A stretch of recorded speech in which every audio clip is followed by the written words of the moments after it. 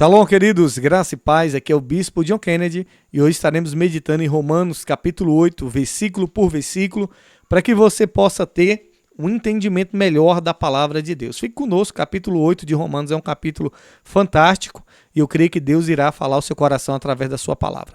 Romanos capítulo 8, verso 1 vai dizer o seguinte: agora já não existe nenhuma condenação para as pessoas que estão unidas com Cristo. Aqui no capítulo 1, Paulo vai destacar que não há mais condenação para aqueles que estão unidos, presta atenção, estão unidos com Cristo. Por quê? Porque através do Espírito Santo, essas pessoas e por meio de Cristo foram libertas. O verso 2 diz assim: pois a lei do Espírito de Deus, que nos trouxe vida por estarmos unidos com Cristo Jesus, livrou vocês da lei do pecado e da morte. Aqui no versículo 2, Paulo vai falar sobre a liberdade que temos em Cristo. Ele vai dizer que o Espírito Santo nos liberta do poder do pecado e também da morte. O verso 3 ele diz: Deus fez o que a lei não pode fazer, porque a natureza humana era fraca. Deus condenou o pecado na natureza humana, enviando o seu próprio Filho, que veio na forma da nossa natureza pecaminosa, a fim de acabar com o pecado. Aqui no versículo 3, Paulo vai explicar que Deus enviou o seu próprio Filho, Jesus Cristo, em forma humana, para condenar o pecado na carne, possibilitando assim que a justiça da lei fosse cumprida e que nós pudéssemos assim agora não andar mais segundo a carne, mas que pudéssemos andar segundo o Espírito, segundo a vontade de Deus. O verso 4 diz assim: Deus fez isso para que as ordens justas da lei pudessem ser completamente cumpridas por nós, que vivemos de acordo com o Espírito de Deus e não de acordo com a natureza humana. Aqui no versículo 4, o apóstolo Paulo vai destacar que os crentes eles são capacitados a viverem de acordo com a justiça da lei de Deus. Através de quê? Através do Espírito Santo. E que nós agora não somos mais dominados pela nossa natureza pecaminosa, pela nossa natureza carnal, nossa natureza humana. O verso 5 ele diz: porque as pessoas que vivem de acordo com a natureza humana têm a mente controlada por essa mesma natureza, mas as que vivem de acordo com o Espírito de Deus têm a sua mente controlada pelo Espírito. Aqui no versículo 5, o apóstolo Paulo vai fazer um contraste entre as pessoas que vivem de acordo com a sua carne com as pessoas que vivem de acordo com o Espírito de Deus. Ele vai mostrar que as pessoas que vivem de acordo com a natureza carnal, a natureza pecaminosa, elas vão viver constantemente focadas nos desejos terrenos dessa vida. E as pessoas que vivem na natureza controlada pelo Espírito, a natureza espiritual, essas pessoas vão procurar obedecer e fazer aquilo que agrada a Deus. O verso 6 ele diz assim: as pessoas que têm a mente controlada pela natureza humana acabarão morrendo espiritualmente, mas as que têm a mente controlada pelo Espírito de Deus terão a vida eterna e a paz. Aqui no versículo 6, o apóstolo Paulo vai destacar a consequência dessa mentalidade carnal. Ele vai dizer que essa natureza pecaminosa, carnal, vai levar à morte espiritual, enquanto a natureza do Espírito nos conduz à vida, à paz e à comunhão com Deus. O verso 7 ele diz: por isso, as pessoas que têm mente controlada pela natureza humana se tornam inimigas de Deus, pois não obedecem à lei de Deus e, de fato, não podem obedecer a ela. Aqui no versículo 7, o apóstolo Paulo vai explicar que essa mentalidade carnal ela está em conflito com Deus, pois essa mentalidade carnal ela não se submete à vontade de Deus, não se submete à lei de Deus, mostra que é rebelde. A natureza pecaminosa ela é rebelde e não se submete a Deus, e principalmente essas pessoas que têm a mente controlada por essa natureza humana. O verso 8 ele diz: as pessoas que vivem de acordo com a sua natureza humana não podem agradar a Deus. Isso é forte, viu? Poderoso. Paulo vai mostrar que as pessoas que vivem de acordo com a sua carne, os seus desejos, as suas paixões, essas pessoas não podem agradar a Deus e estão em constante oposição à palavra de Deus. O verso 9 ele diz o seguinte: vocês, porém, não vivem como manda a natureza humana, mas como o Espírito de Deus quer. Se é que o Espírito de Deus vive realmente em vocês. Quem não tem o Espírito de Cristo não pertence a ele. Aqui, no versículo 9, Paulo vai destacar a condição dos crentes. Ele vai mostrar que nós não estamos mais agora sob o domínio da carne, mas sobre o domínio do Espírito Santo, o Espírito de Deus que habita em nós. Ele vai dizer que a presença do Espírito Santo em nós é um sinal que, de fato, a gente pertence a Deus. O verso 10, ele diz: Mas se Cristo vive em vocês, então, embora o corpo de vocês vá morrer por causa do pecado, o Espírito de Deus é vida para vocês, porque vocês foram aceitos por Deus. Poderoso. O verso 10, Paulo vai ressaltar que Cristo está presente na vida dos cristãos, daqueles que receberam Jesus Cristo como seu Salvador e vivem de acordo com aquilo que o Espírito Santo guia eles. E Paulo está dizendo que o pecado que antes dominava o nosso corpo agora está morto. E que o Espírito de Deus está vivo em nós, nos trazendo justiça e fazendo com que a gente seja aceito por Deus. O verso 11 ele vai dizer: se vocês vivem o Espírito, se em vocês vive o Espírito daquele que ressuscitou Jesus, então aquele que ressuscitou Jesus Cristo dará também vida ao corpo mortal de vocês, por meio do seu próprio Espírito que vive em vocês. É forte, viu? É poderoso esse versículo. Aqui Paulo vai destacar a esperança que nós temos da ressurreição. Ele vai assegurar que a presença do Espírito Santo em nós, assim como o Espírito Santo ressuscitou Jesus dentre os mortos, assim o Espírito Santo que habita em nós há de nos ressuscitar, mesmo que a gente morra, mesmo que você morra, mas se o Espírito Santo está em você, creia, ele vai te ressuscitar assim como ele ressuscitou Cristo Jesus. Vamos agora para o verso 12. Portanto, meus irmãos, não temos uma obrigação, que é de não vivermos de acordo com a nossa natureza humana. Aqui no versículo 12, Paulo vai enfatizar que nós não temos mais a obrigação de viver de acordo com os nossos desejos pecaminosos da nossa carne, mas que devemos viver em obediência ao Espírito Santo. O verso 13 ele diz: porque se vocês viverem de acordo com a natureza humana, vocês morrerão espiritualmente. Mas, se pelo Espírito de Deus vocês matarem as suas ações pecaminosas, vocês viverão espiritualmente. Aqui no versículo 13, Paulo vai advertir sobre as consequências de viver segundo a carne, segundo a nossa natureza pecaminosa. Ele vai mostrar que isso vai levar à morte espiritual. Em contraste, ele vai nos encorajar a mortificar as obras da carne mediante o Espírito Santo, que isso vai trazer vida espiritual para nós. O verso 14 ele diz: pois aqueles que são guiados pelo Espírito de Deus são filhos de Deus. Meu Deus, é forte demais isso aqui, viu? Aqui no versículo 14, Paulo vai destacar que aqueles que são conduzidos, guiados pelo Espírito Santo, essas pessoas são identificadas como filhos de Deus. Então, ser guiado pelo Espírito Santo vai nos identificar como parte da família de Deus, como filhos de Deus.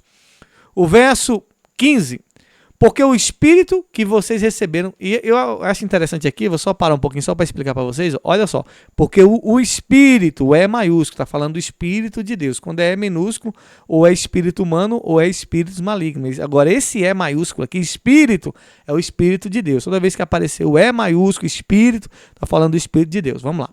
Porque o Espírito que vocês receberam de Deus não torna vocês escravos e não faz com que vocês tenham medo. Pelo contrário, o Espírito torna vocês filhos de Deus e pelo poder do Espírito dizemos com fervor a Deus: Pai, meu Pai.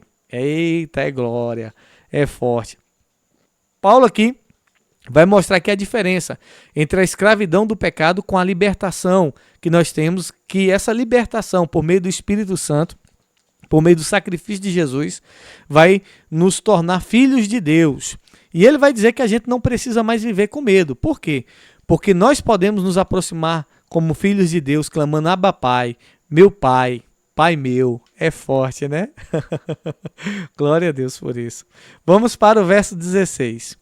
O Espírito de Deus se une com o nosso espírito para afirmar que somos filhos de Deus. Aqui no versículo 16, Paulo vai destacar que o Espírito Santo, ele testemunha no nosso espírito que nós somos filhos de Deus. Como é que eu posso ter certeza que realmente eu sou filho de Deus? Se o Espírito Santo está em você, está em mim, nós temos essa certeza, porque ele testemunha, ele fala que nós somos filhos de Deus, ele testifica no nosso coração que nós somos filhos de Deus. Verso 17. O verso 17 vai dizer assim: nós somos seus filhos e por isso recebemos as bênçãos que ele guarda para o seu povo. E também receberemos com Cristo aquilo que Deus tem guardado para ele. Porque se tomamos parte no sofrimento de Cristo, também tomaremos parte na sua glória. Forte, poderoso. Aqui no versículo 17, Paulo vai destacar que nós como filhos de Deus temos o direito das bênçãos deles, nós somos herdeiros das bênçãos e das promessas de Deus. E ele diz que a gente tem que compartilhar da glória de Deus, embora que a gente vá passar também pelos sofrimentos que Cristo passou nessa terra, nós iremos também com Cristo receber ali e participar da sua glória. O verso 18.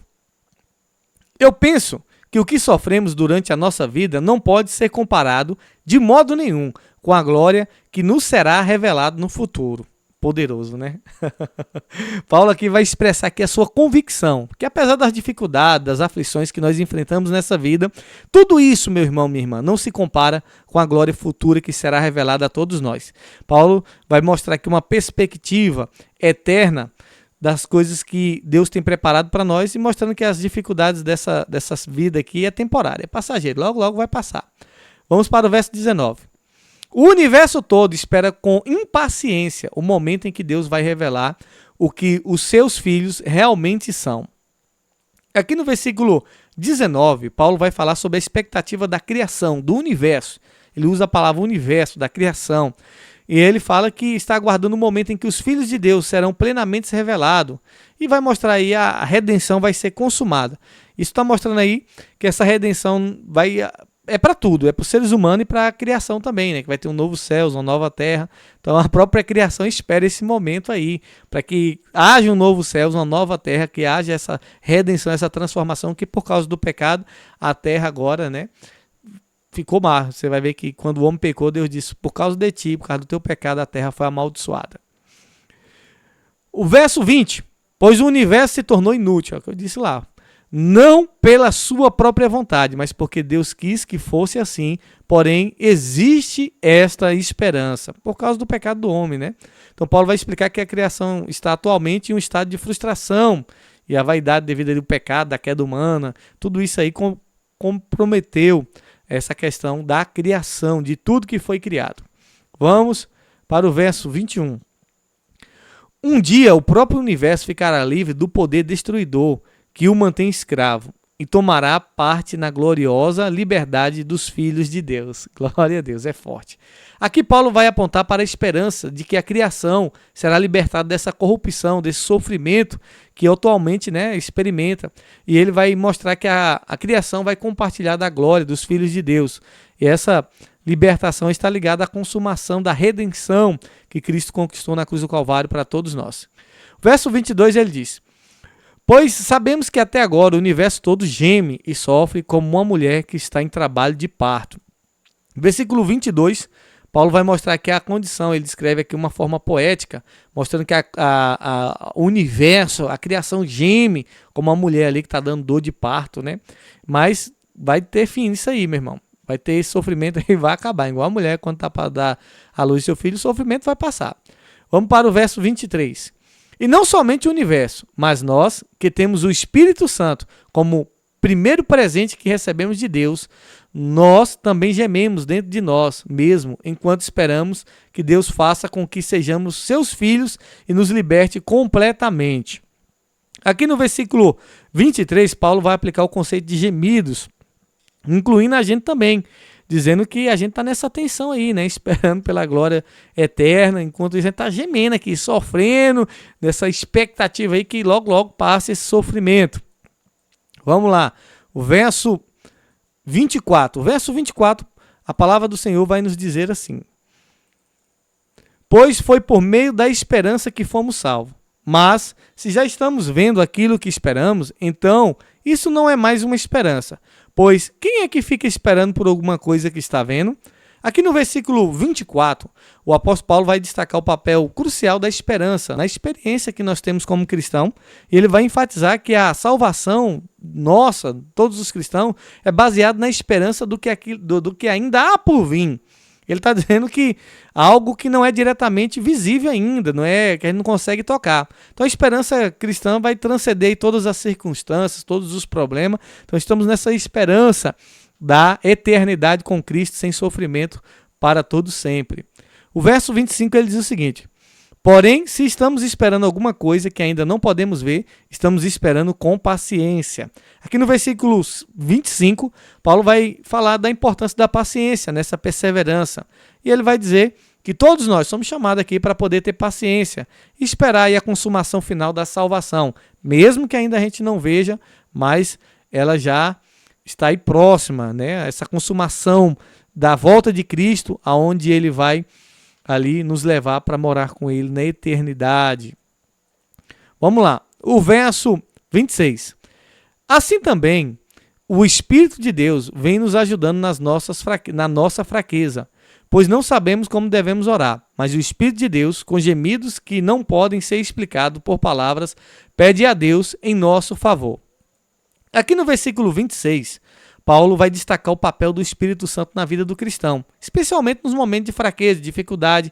Ele vai dizer que o Espírito Santo nos ajuda, nos auxilia em nossas limitações, intercedendo, orando pela gente, e de maneira que a gente não consegue nem explicar.